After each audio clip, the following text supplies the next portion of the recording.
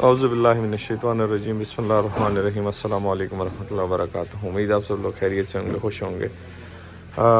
ये जी आर्डर है उज़ैर साहब का और उनका शीप फार्म है, उसके लिए ये लोडिंग करवा रहे हैं।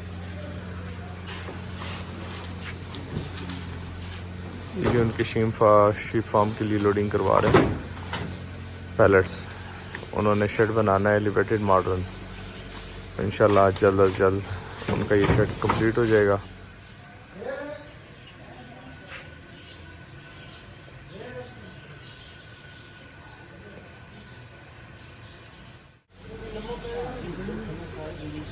ये उनको डिलीवरी देने जा रहे हैं। शाहज़ोर आई हैं, उनका कुछ आगे सामान भी लेके देना है उनको, एंगल आयरन पाइप्स वगैरह, वो भी इसी में लोड होगा सारा कुछ।